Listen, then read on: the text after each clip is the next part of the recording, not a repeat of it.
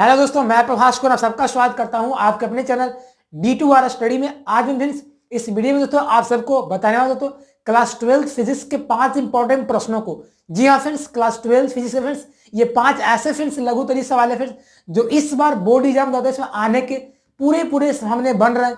तो फ्रेंड्स इन सारे 5 सवालों का अभी तक कभी सोल्यूशन नहीं किया होगा तो प्लीज हमारे छोटे से वीडियो के माध्यम से कर लीजिए, क्योंकि आपके लिए बहुत ही इंपॉर्टेंट साबित हो जाता है। क्योंकि एग्जाम में आएगा फ्रेंड्स तो आपको अब 12 से 15 नंबर क्लियर कर देगा। ठीक है, तो इस 4-5 प्रश्नों को समझेंगे, क्लियर करेंगे, एक्सप्लेन करेंगे क्या कहता है प्रश्न। समझना, क्लियर करना तो वीडियो को अंत तक देखते रहेगा। वीडियो अच्छा लगेगा तो लाइक कर दीजिएगा और कुछ वीडियो सीखिएगा तो हमारे चैनल को सब्सक्राइब कर दीजिएगा। चलिए नाउ लेट्स स्टार्ट इस वीडियो। तो जैसा कि देख सकते हैं फ्रेंड्स कि 5 इंपॉर्टेंट सवाल में बोर्ड एग्जाम बोर्ड पे लिया हूँ, जो कि सारे अलग अलग चैप्टर का। तो फ्रेंड्स आप कभी इस वाले 5 को नहीं देखे, कभी नहीं किए, याद नहीं है तो प्लीज याद कर लीजिए, क्योंकि मैं लास्ट बार बोल रहा हूँ क्योंकि आपके लिए बहुत ही इंपॉर्टेंट साबित हो सकता है। क्योंकि एग्जाम में बहुत बार आया हुआ है, रिपीट किया गया है और हमेशा पूछते रहता है घुमा के। ठीक है, तो इसलिए इसको ध्यान से रखिएगा। यदि आपको पता है तो कमेंट करके ये बताइए कि इनमें से आपको कितने प्रश्नों का जवाब आता है। ठीक है, नहीं पता तो छोटे से वीडियो की मदद से देख लीजिए, अच्छा आपको हो जाएगा। ठीक है, क्लियर हो जाएगा। चलिए तो पढ़ते हैं पहला प्रश्न क्या कहता है। तो पहला प्रश्न ये बोलता है कि समविभवी तल से आप क्या समझते हैं, मतलब इक्वल पोटेंशियल सरफेस से आप क्या समझते हैं। देखिए यदि दोस्तों मैं आपको एक छोटा सा टिप्स बताता हूँ, एग्जाम टिप्स। यदि एग्जाम में मान लिया आपको कुछ नहीं ना आएगा तो परिभाषा यदि लिखना रहेगा ना तो जो वर्ड को तोड़ दीजिएगा अलग अलग भागों में, आपको कुछ ना कुछ मिल जाएगा परिभाषा। जैसे समविभवी तल है तो इसको अलग अलग भागों में तोड़ूंगा। सम विभव तल, सम मतलब बराबर यानी कि सेम, विभव मतलब पोटेंशियल और तल मतलब सरफेस। इसका परिभाषा बन जाएगा इसी से। तो इसका परिभाषा क्या कहता कि विद्युत क्षेत्र में उपस्थित वैसा तल जिसके सभी बिंदुओं पर उपस्थित विभव का मान समान होता है ना, वही ना समविभवी तल कहलाता है। जैसे कि आवेशी चालक का तल, इसका मतलब देखिए कोई भी आप सरफेस ले लिए, यदि उस सरफेस के सारे पॉइंट पे चार्ज सेम रहे तो वो तल कहलाएगा। तल वो जो सरफेस कहलाएगा वो क्या कहलाएगा, सतह कहलाएगा, समविभवी तल। जैसे मान लीजिए एग्जाम्पल के थ्रू, जैसे मान लीजिए मैं कोई तल ले लेता हूं, है ना, को मैं तल ले लेता हूं यहाँ पे ऐसे, है ना, ऐसे ये हमारा कुछ तल है। अब इसके तो सारा बिंदु पर उपस्थित आवेश का मान सेम है, यहाँ भी है और यहाँ भी है और यहाँ भी है, तो सारा जगह वोल्टेज सेम है। तो ये जो तल दोस्तों जो मैं बनाया हूं तल, ये तल कौन सा तल कहलाएगा, समविभवी तल कहलाएगा। ठीक है, याद हो गया, कोई दिक्कत, तो ये समविभवी तल हो गया।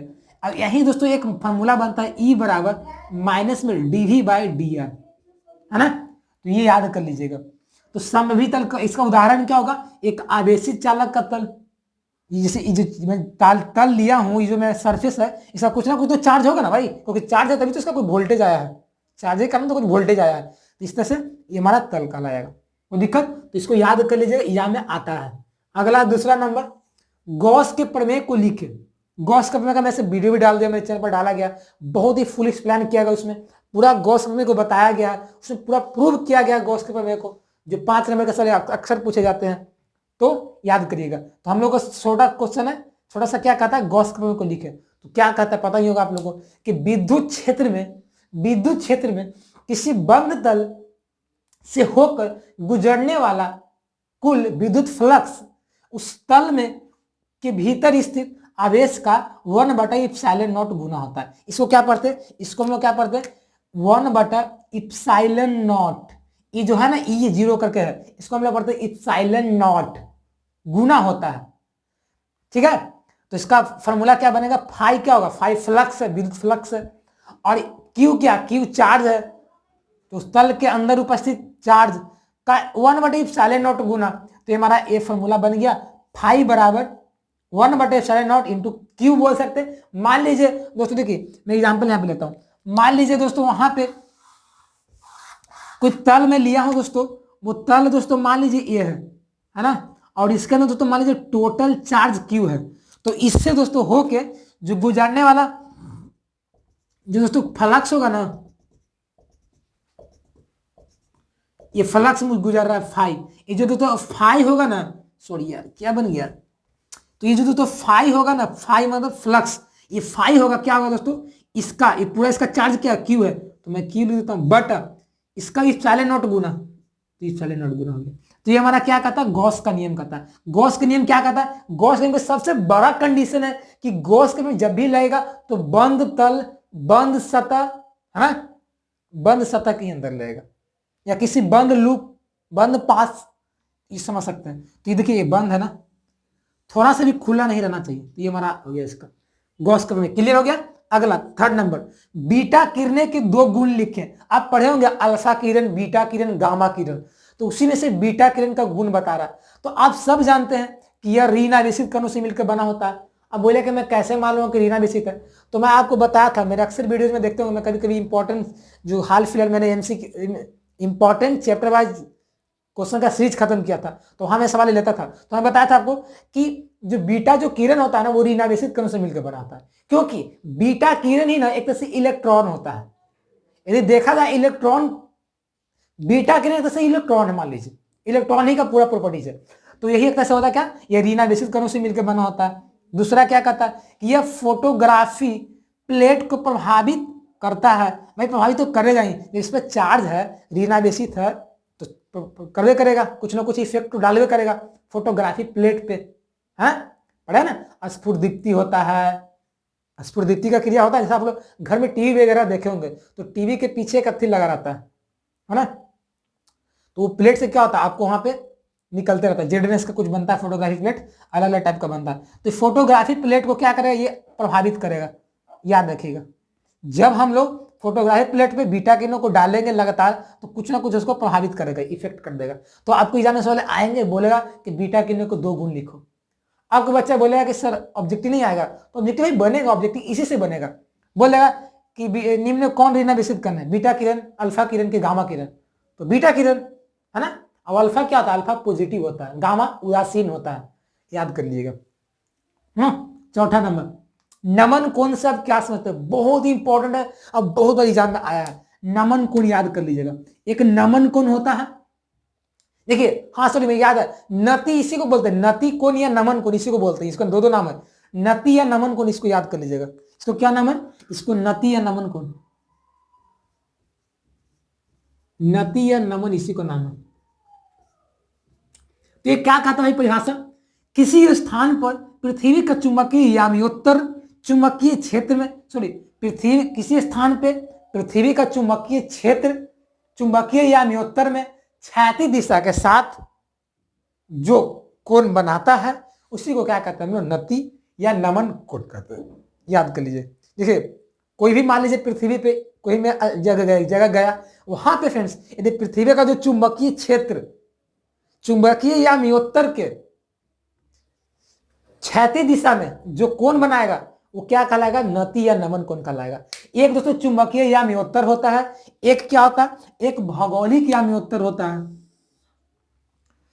कैसे बनाएगा, क्षैतिज डायरेक्शन में चुंबकीय याम्योत्तर पृथ्वी के चुंबकीय क्षेत्र के साथ, चुंबकीय याम्योत्तर पृथ्वी के चुंबकीय क्षेत्र के साथ क्षैतिज दिशा में जो कोण बनाता है, उसको क्या कहते हैं हम लोग, नति या नमन कोण कहते हैं।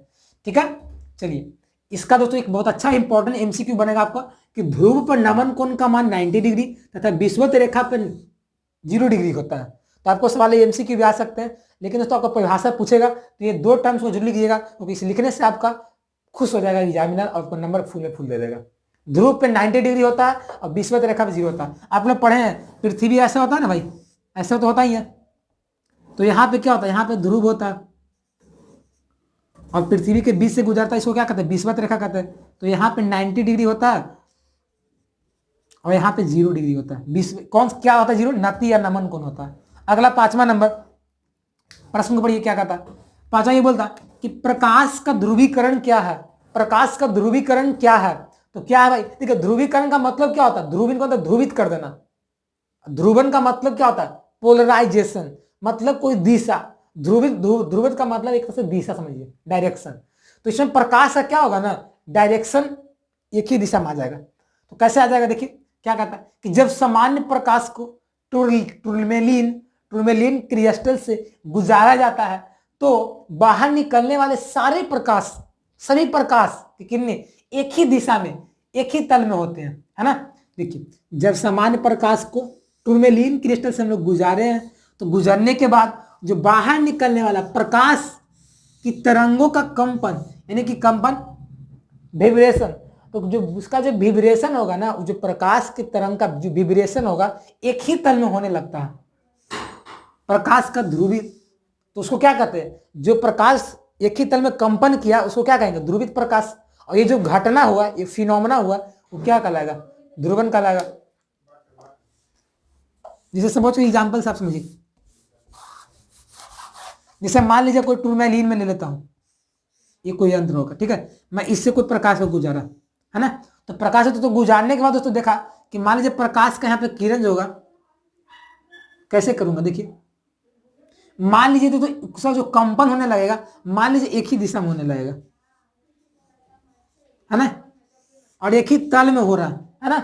ऐसा आप लोग पढ़े ना, एक ध्रुवन कैसे ऐसे होता है ना, देखिए ऐसे होता है, ये ध्रुवित प्रकाश इसको बोलते हैं, इसको क्या बोलते हैं हम लोग, ध्रुवित प्रकाश बोलते हैं। तो इस तरह से फ्रेंड्स, ये जो प्रकाश को मैंने क्या कर दिया, ध्रुवित कर दिया, तो ये जो घटना हुआ, इसका जो कंपन एक ही डायरेक्शन में हो रहा है, तो ये क्या होता है, ध्रुवित प्रकाश। और ये जो घटना घटा वो प्रकाश का ध्रुवन हुआ। तो याद कर लीजिएगा प्रकाश का ध्रुवन क्या है। मैंने एक ब्रूस्टर का नियम आपको पढ़ाया था, है ना, ब्रूस्टर का नियम क्या है, एवं इसके व्यंजक प्राप्त करें। इसमें मैंने आपको बताया था, क्या बताया था, म्यू बराबर tan IP, जहां जो IP था दोस्तों वो क्या था, ध्रुवन कोण था। तो वहां मैं आपको बहुत अच्छा से एक्सप्लेन किया था ध्रुवन का, है ना, ध्रुवीकरण का। तो वहां पे वीडियो में देख सकते हैं, बता दिया हूँ ब्रूस्टर के नियम क्या है, इसके व्यंजक प्राप्त के जो 5 नंबर के सवाल अक्सर एग्जाम में आते हैं, तो देख सकते हैं, ठीक है। तो 5 नंबर का दोस्तों सवाल वाला एग्जाम क्लियर कर दिया मेरे चैनल पे। और ये जो दोस्तों शॉर्ट जो क्वेश्चन आते हैं एग्जाम में, ये मैं क्लियर कर रहा हूँ, ठीक है। तो इसको स्क्रीनशॉट ले लीजिए ताकि आपको अच्छा एग्जाम के लिए हमेशा रहेगा, हमेशा याद रहेगा, आपको नजर में रहेगा, ठीक है।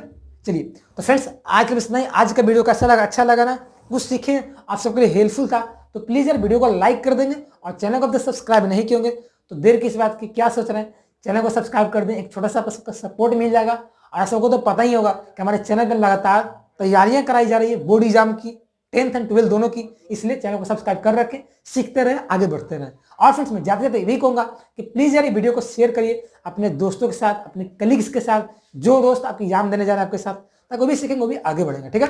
चलिए मिलते हैं नए वीडियो में, तब तक के लिए बन रहेगा चैनल से। जय हिंद, जय Bharat, take care, bye, best of luck.